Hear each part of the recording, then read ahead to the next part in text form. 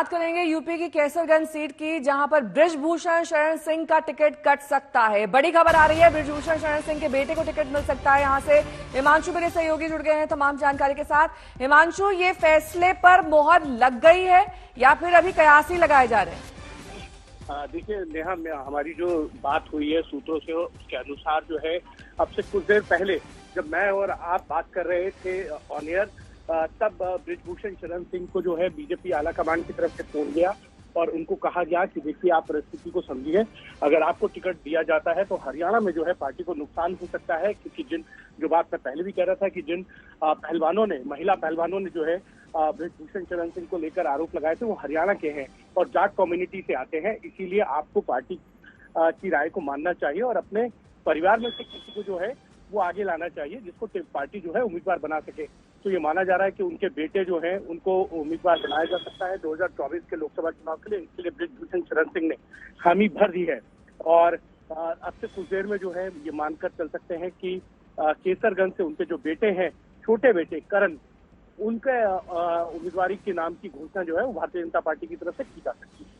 एक तीर से दो निशाने होंगे। अगर बेटे को टिकट मिल गया तो टिकट घर का घर में ही रहेगा और ऊपर से जो बृजभूषण शरण सिंह की रसूख और पैठ है उसका फायदा बेटे को भी मिलेगा।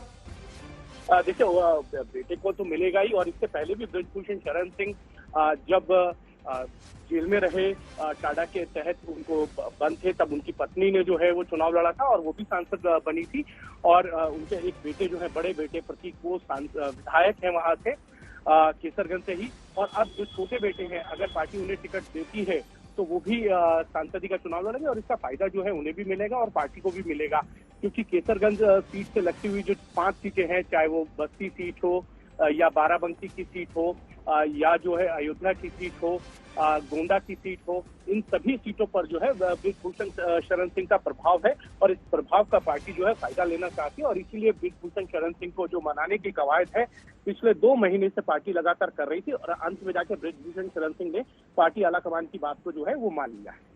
और इसके अलावा हिमांशु, एक और बात है कि लगातार बीजेपी पर निशाना साधा जा रहा था विपक्ष की ओर से कि बृजभूषण शरण सिंह पर कार्रवाई क्यों नहीं की जाती। तो अगर उन्हें टिकट दे दिया जाता तो और ज्यादा मौका मिलता विपक्ष को हमला बोलने का।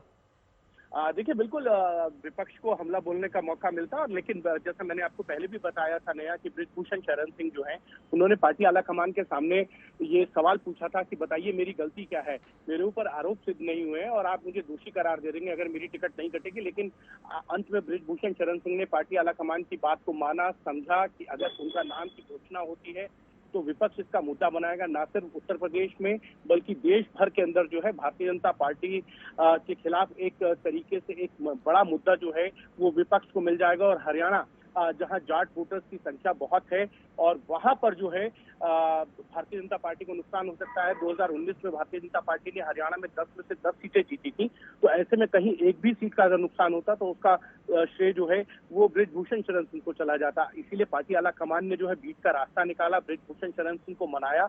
बहुत लंबे समय तक जो है ये बातचीत हुई है। बृजभूषण शरण सिंह दिल्ली आए, उन्होंने तमाम बड़े नेताओं से मुलाकात की और उसके बाद जो है पार्टी आला कमान उनको मनाने में सफल रही कि उनकी जगह उनके परिवार में से किसी को जो है वो पार्टी टिकट देती है और इसके लिए बृजभूषण शरण सिंह भी तैयार हो गए। लौटूंगी मैं आपके पास। कुमार अभिषेक मेरे सहयोगी जुड़ गए हैं तमाम जानकारी के साथ। कुमार, आला कमान से बातचीत और फिर हल और निष्कर्ष ये निकाला गया कि बृजभूषण शरण सिंह के बेटे को टिकट दे दिया जाए। एक तीर से 2 निशाने। नहीं, बिल्कुल, और ऐसी गुंजाइश दिखाई भी दे रही थी पिछले काफी वक्त से। बृजभूषण शरण सिंह पर यह दबाव था कि पार्टी उन्हें टिकट नहीं दे सकती, ऐसे में ये टिकट उन्हें जरूर दिया जाएगा। वो चाहे तो अपनी पत्नी या बेटे में से या जिससे चाहे वो लड़ा लें। बृजभूषण शरण सिंह के जो छोटे बेटे हैं वो भी कुश्ती संघ से जुड़े हुए हैं, करण नाम है उनका। तो जिस तरीके से ये खबरें निकल करके आ रही हैं, बहुत मुमकिन है कि उन्हें टिकट मिलेगा। तो इससे 2 बातें सजेंगी। एक कि बृजभूषण शरण सिंह खुद अपने बेटे के लिए चुनाव लड़ेंगे, एक तरीके से बृजभूषण शरण ही चुनाव लड़ते दिखेंगे, लेकिन उनकी जगह उनका बेटा वहां से प्रत्याशी हो सकता है। तो ये एक बड़ी बात है कि सांप भी मर जाए और लाठी भी न टूटे, यानी कि बीजेपी की फजीहत भी ना हो और जो टिकट है वो उनके परिवार में रह जाए। तो ये एक फॉर्मूला है जिसे लगता है कि बीजेपी ने निकाला है।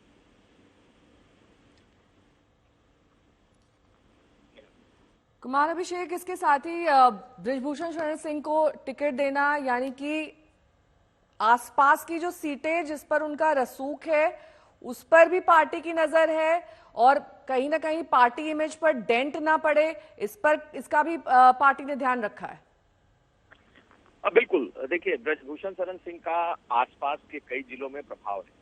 दूसरी बात यह है कि जिस तरीके से पश्चिमी उत्तर प्रदेश से लेकर पूर्वांचल तक ठाकुरों में राजपूतों का एक जो नाराजगी सामने आई है, बीजेपी अब कम से कम इस इलाके में जो कि अवध का इलाका है, इस इलाके में पूर्वांचल का इलाका है और इतने बड़े नेता के विरोध को झेलने की स्थिति में नहीं थी। दूसरी तरफ बृजभूषण शरण सिंह के नाम पर पश्चिमी उत्तर प्रदेश से लेकर हरियाणा, पंजाब ऐसे इलाकों में जहां जाटों के वोट हैं, वहां की नाराजगी को भी बीजेपी झेलने की स्थिति में नहीं थी। तो एक बैलेंसिंग एक्ट ये दिखाई देता है कि बृजभूषण शरण सिंह ने जिस तरीके से दबाव बना रखा था कि वो ही खुद लड़ेंगे, कोई उनके परिवार का नहीं लड़ेगा, लेकिन आखिर में ये बात बिल्कुल होती हुई दिख रही है कि अब बृजभूषण शरण सिंह मान गए हैं और उनके जगह उनके छोटे बेटे को ये टिकट दिया जा सकता है। बड़ा बेटा पहले से ही विधायक है, पत्नी पहले एक बारी बृजभूषण शरण सिंह के की जगह पे चुनाव पहले लड़के जीत भी चुकी हैं। उस इलाके में खासकर अगर आप देखें तो कैसरगंज हो, गोंडा, बहराइच, अयोध्या, इस तरह की जितनी सीटें हैं आसपास की, इस पर बृजभूषण शरण सिंह का प्रभाव भी है और वो लगातार इस इलाके में दौरे करते रहते हैं, घूमते रहते हैं। तो कुल मिलाकर के ये जो एक फॉर्मूला है ये बीजेपी को भी सूट कर रहा है, ये बृजभूषण शरण सिंह को भी सूट करेगा, लेकिन उनका दबाव जरूर कम आया है आखिरी। ठीक है, बहुत बहुत शुक्रिया इस तमाम जानकारी के लिए आपका।